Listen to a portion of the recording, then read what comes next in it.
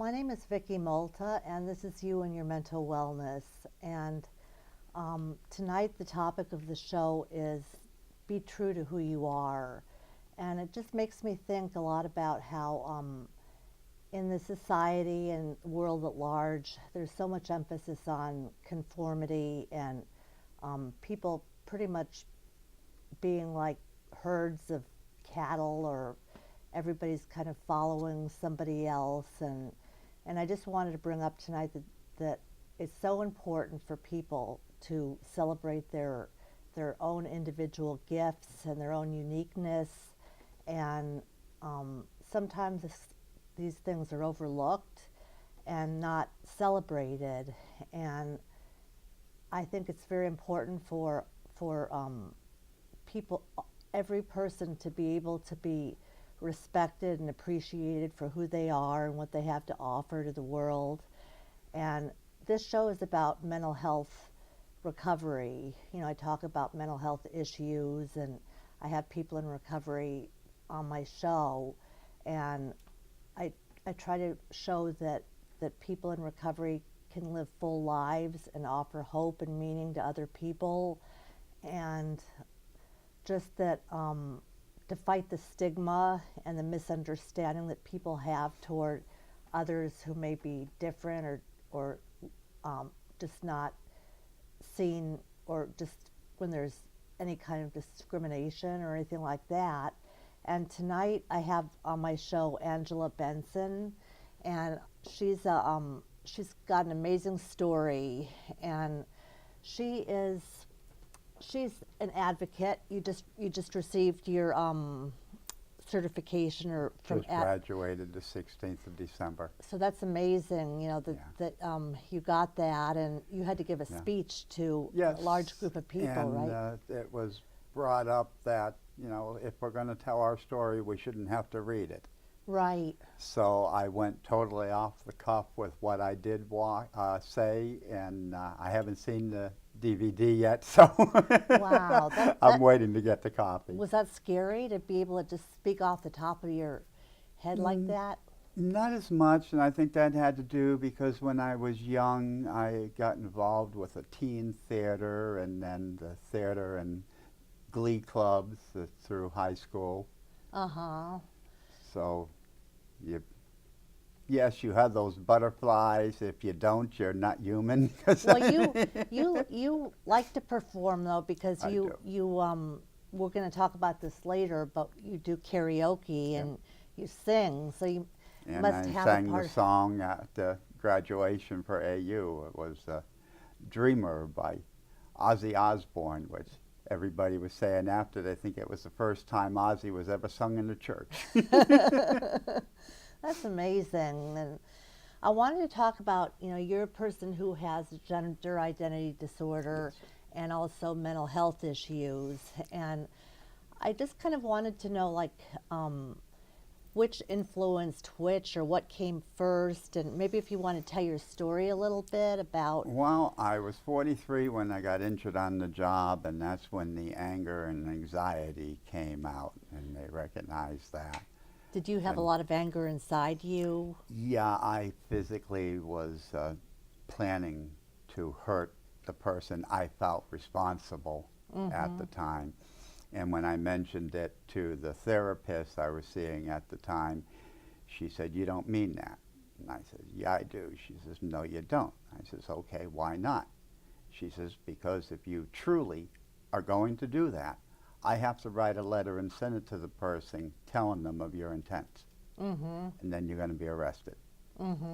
So not wanting a police record, I backed down and didn't go after the person. Did you have to, did they like involuntarily have you go into a hospital? Or? I was in and out between St. Mary's and Waterbury Hospital 13 times in the first 2 years, and it was like each time I'd go in, they'd find, okay, well, he's got borderline personality disorder. That didn't show before. We had the bipolar, the anxiety, the borderline personality, the gender identity, and they said that I had a dependent personality, meaning that I made my worth by being around other people that I felt had to be there for me to help. Well, Angela, what do you think about all these labels and diagnoses? I mean, I feel like there's so much that people should just kind of be, I think it can be a detriment to have, Oh, it can. to have labels and diagnoses, and I know doctors have to do that and put that into, their records and things like that, but we are so much more. We are defined so much more than just by our own diagnoses and by these labels. And, first and foremost, we're people. And we're people with gifts and talents. And Right. wouldn't you say? In AU, they got you to saying human rights. We are humans first, Right. with rights and responsibilities. Right, and I want to get into your story a little bit because you told me about you had a rough time of it growing up, and it started when you were about 18 months old. And Oh, that was when I had the real measles, and I ended up with seizures disorder, and couldn't ride in the car for more than half an hour at a time. And my mother would come in to give me my night meds and find me in a seizure and had to wake me up and run me to the hospital. So they told my parents it was a 50-50 chance that I would not live past age 13 because that was what had happened in the past. They had 2 people who lived past it, 2 that didn't. Now, do you remember any of this at that age, or? Not really. No, not really. I mean, I have my memories growing up, but there were, when I was in first grade, I missed half the school year. So the school spoke with my parents, and they agreed that trying to pass me, even though my grades were all right, that not having that other half of the knowledge for that year would make it worse. So I ended up repeating first grade. And then when I was in 4th grade, I missed 60 of the 180 days in school. And it was like every time I got back and I started catching up was when there'd be another seizure, and then I fell back more. So it's almost like you've had these interruptions, in your life, like with the hospitalizations and with the seizure disorder, and you've had a lot of. It must be frustrating. Has it been kind of frustrating because you've not been able to? Not as much frustrating as you would think, because at the time I was living in Massachusetts, and I was one of 3 people in the whole state that only had to see the doctor, the neurologist, once a year for the checkup, because I had had 10 years without any problem. Ironically, my neighbor, who I was friends with, his son 5 houses down the street from us in Agawam, was one of the other 2. Wow. So along the way, you told me that further down when you were 13, you said you had a friend that cared for you. Was this like a family friend, or? Well, he was a friend of mine from school, and he had asked me to keep a secret. Oh, right, yeah. And I that was kept that later on. secret, and then that next week when we went back to school, I went back to school. He wasn't there. He had been pushed down the stairs by his stepfather and died. And this boy told you. He told me he was being abused, but he didn't want me to say anything to any teachers or anyone. Can you imagine that kind of guilt that you had? I can't imagine that kind of guilt that you had. Well, that's why even more recently, when another friend says, well, I need you to hold this in total confidence, I said, sorry, I can't do that. Right, right. And she tried to say, well, I'm not being abused. I says, no, you're not being abused, but you're asking me to keep a secret that could backfire and hurt me again. Right, I said, and I can't do that. because that must have really devastated you for a long time. Did you? Oh, I guess that was my first bout with depression, but not knowing it back then. Right, Then when right. I was 18, I had a bad fight with my father, pushed him into the fridge, went downstairs, grabbed my bank book, and went walking. We were living in Westfield, Mass. I walked up to Branford and back to Westfield before calling and asking if I could come back home when I had calmed down enough. And when we figured it out on the map, I had walked between 24 to 25 miles. So that Oh, was the wow. first bit of rage and not knowing it. Right, right. And and you said that you had a friend that took care of you during this time too. Like it was a friend, I think her name is Edith. Oh, yeah, Edith. Edith was a very good friend, and she and she helped me raise my brother because my parents passed when I was only 23, Oh, eight really? months apart from each other to cancer.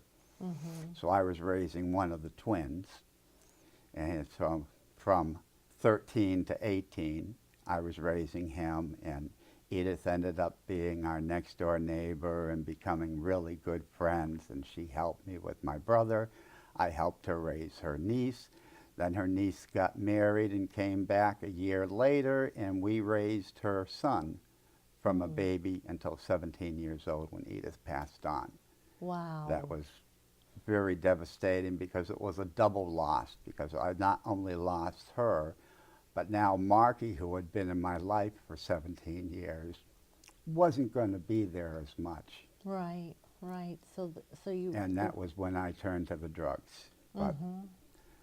luckily, it wasn't that long before I hit bottom and found people who were able to help me. And years later, being a member at the Independence Center, we were coming back from a trip, and one of the counselors, Debbie, was driving. And she says, "Oh, I used to work down there." I says, "That's funny." I says, I was living down there for a while." She says, "I know." She was a counselor there at the time, but never brought it up to me, never mentioned anything when she saw me all those years later at the IC. So, Mm-hmm. she kept her confidence, no Wow. question. Wow. So now how did you get to the point from when you were using drugs to wanting to get help for yourself? Like I what do had you think hit total triggered it? bottom. I had lost my apartment. I was getting the drugs on credit so that my whole check was gone, so there was no way to pay the rent or the electric. The power went out first, then got evicted, then ended up at the shelter, and then in the hospital. And that was one of the times when I got out, they were able to get me placed into the Griggs house. And what's that? Is that a supervised It's a housing? supervised spot where they try to help you overcome the addictions. You go to your not only AA meetings, but once a week on Sunday they'd have the narcotic meeting. Mm-hmm. So they dealt with both ends of it. They'd give you the ride to the church and back on Sunday. They could only take so many people, so you had to sign up early if you were interested. Mm-hmm.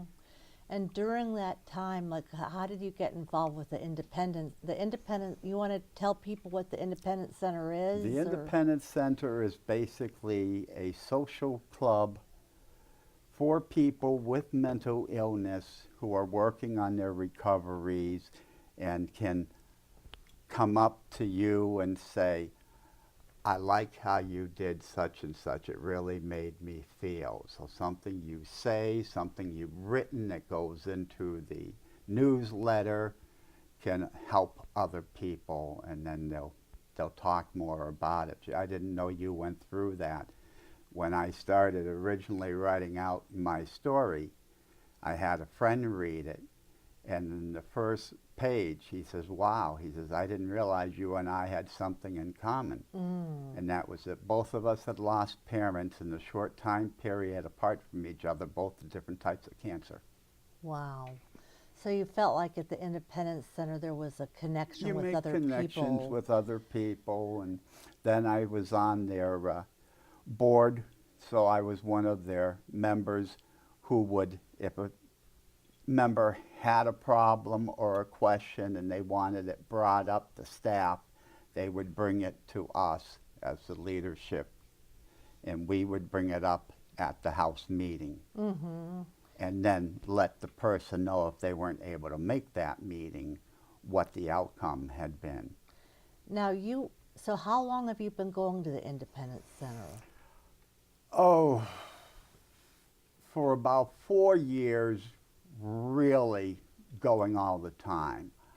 I had joined back when I first had the problems, but their location at that point had a lot of stairs, and I was having trouble with the arthritis in the knees, so I couldn't go up and down all the time. So I waited for them to move to their new location, which they're now going on 4 years I've at. seen it and too. been very much more active since being at that location. Yeah, and do they have a lot of different? Is it based on the Fountain House model, or is it? Actually, it's based on the Like where people do works? one in New York. It was out of Right. New York. It may have been the Fountain House that it was actually originally based on. Where people do clerical work? Oh, or yeah. They have their maintenance? pre-voc in the morning from 9 o'clock to like 1:30 is pre-voc, where people can learn how to clean and maintenance. They can learn cooking techniques and safety in the kitchen. They can learn clerical, so they can practice their keyboard, which I'm still very poor at. But that was because I suffered from dyslexia, and I had a hard time memorizing all the keys. I can, and now with the arthritis, this finger doesn't like to hit the A button like it's supposed to. So I end up doing it slightly different from how you should. Right, right. So, I feel like I'm jumping back and forth, but I want to try to piece it together because you lived in Massachusetts. Yes. And then, how did you come to Connecticut? My father was working for Pratt and Whitney, and he was one when they did their big cutbacks. That was one of 400. They said you can go from East Hartford to Southington. So he was driving our beloved Corvairs, and he was driving it back and forth from Westfield, Mass to Southington. So on the weekends, my mother and I went down and tried to check out apartments or houses for getting ready to move, so he didn't have quite the drive. He was doing a good hour drive, picking up someone else in West Springfield before going to Hartford and then bringing them back. So he was on the road quite a bit with it. So so how old were you when you left Massachusetts? When we moved to Bristol, I was 18.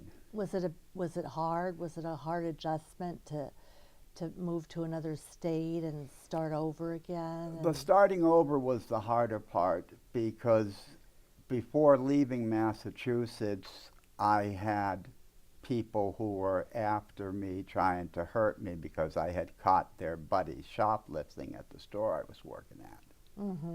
So they were trying to start fights. They were throwing nails. Oh, wow. So I stopped going to gym, and I loved Agawam, but they weren't the smartest. It took them about 3 months to realize, gee, I wasn't going to gym. How come? So when I told them what was going on, they said, well, go back and give it a try. I says, there's 5 out of the crew in my gym class. I says, you really think I'm going to give them a shot in the shower? And I kept not going. So then they tried to give me detention, but I wouldn't go to the detention. And the one day they made me to, one of the guys that was in the troublemaker made sure he had detention so that he could try something. And as I got off the school bus, he turns around to punch me. I just continued turning, and he fell flat on his face, embarrassed in front of all his friends. Oh, wow. And I hadn't had to do a thing. Wow. Wow. So then they really wanted me after that. Right. So, but so it sounds like you were you were bullied Yeah, when and you were growing up, and I had a hard time with trusts when we first moved from there. So when we got to Southington, I wanted to go back to school because I had signed myself out with my mother's blessing because of everything that was going on. So they had a program in Southington where in 6 months I would have been graduating with the high school class, still being able to attend the graduation with the full diploma, gown, everything. But that's when my parents got sick with the cancer.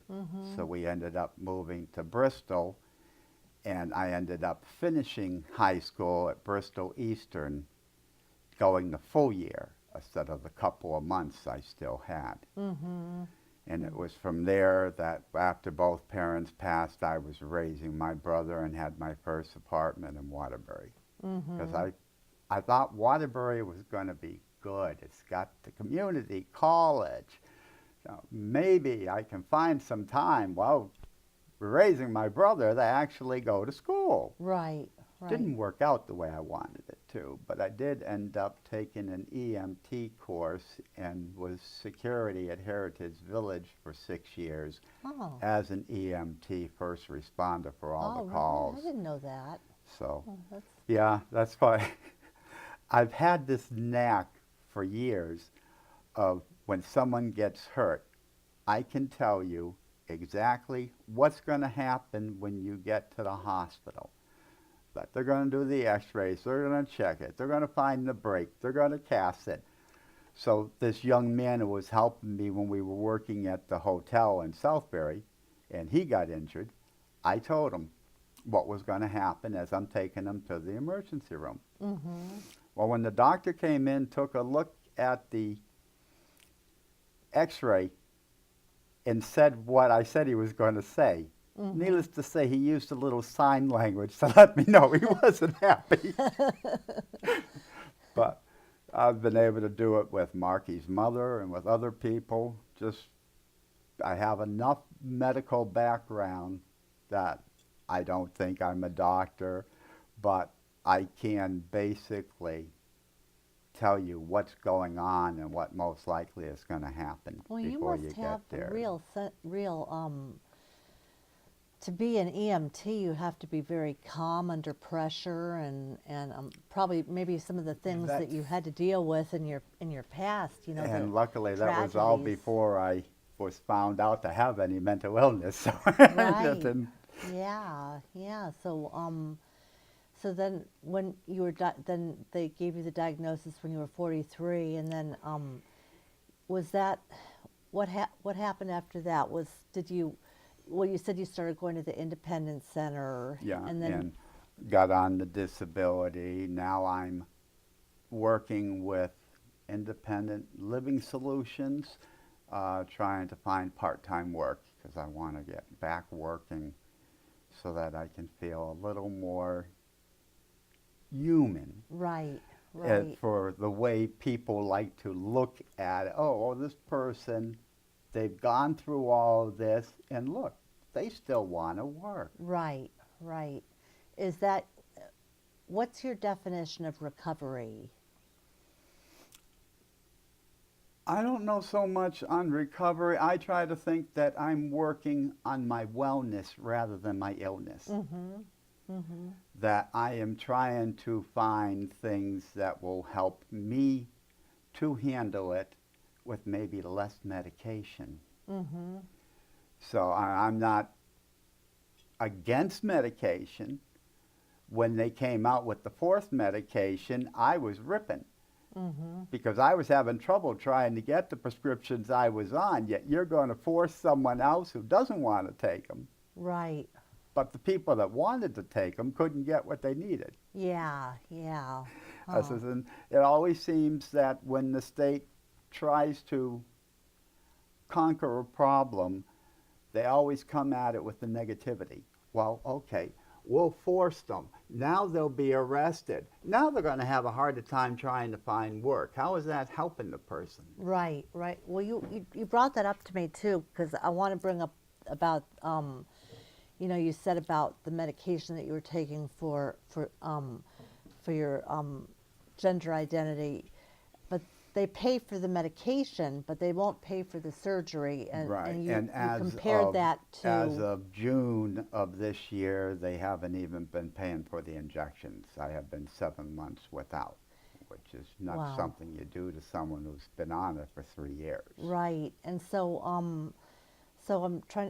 I guess what I'm trying to ask is that you compared it to heart surgery, like Right, a but like a person. person being told, okay, yeah, you need a heart. We'll pay for the meds, some of them, but as far as the surgery, you want it, you got to pay for it yourself. Right, yeah, that's really terrible. But now we only have a few minutes left, and I want to bring up a few things because I want to bring up the fact that you're a singer, you're a talented singer, you sing karaoke, Yes, I and do. I wanted to ask you if you ever were in that audition for Can You Sing? Because you said you were gonna It's actually the end of this month that they're doing another one, and I'm not sure I'm going to have the money to do it at that point. But but you do I d- karaoke. Oh yeah, And and we'll be going out tonight to the Marquee oh, that'll to be great. sing a little. And that so gives you a lot of joy to be it able to do does. that, It does, to perform. and I enjoy even doing it off the computer at home. Now, we're trying to get it set up where we can actually record what we're singing again. We had that access at one point, but we lost it. Well, you also said that you like to bake and cook, and that I you really do, enjoy and doing that, and that you also mentioned that you graduated from AU and Advocacy December, yeah. Unlimited, and you sang a song and yeah, it spoke was up. really nice. So I think it's amazing how we have to concentrate on our gifts and our talents, and I've really enjoyed talking to you, and I think you have a lot of passion for for things in life, and I really wanted to have you on, and I appreciate that. so like I said, I think people really should be appreciated for their gifts and their talents and their strengths, and that we're not like herds of cattle where everybody looks and acts the same. Each of us is an individual, and should be respected and honored and accepted for that. And so I'm going to stop now, but I just want to thank Angela for coming on the show, and I want to thank Josh Kelly for doing the production, and I want to thank Antoinette Jalbert for doing the mailings, Yeah, she's a sweetie. and then I want to thank Katrina Skiana for doing the website, and I do have a website, youandyourmentalwellness.com. And I want to thank the Madison Cable Access Group for having a place for us to do the show. And I want to thank Abigail White, too, who's the manager and who got me started working here. And I really appreciate the opportunity to be able to have this show. And it's broadcast all over Connecticut, and it's growing every day. So. And I was glad to be able to help you to have it grow. Yeah, I want to thank you so much for having it bloom in Waterbury. I think that's going to be great. So I guess it looks like we're going to have to wrap up. And is there anything else you'd like to say to the people, to the public and audience? Just stay true to yourself, and that I feel I am here on this earth to help educate people and help do away with some of the bigotry. I mean, we've worked long and hard for people with AIDS and other bigotries that now are not looked upon as such a big deal. So hopefully we can get transgender to be handled the same way for the state for people outside the prisons as well as inside.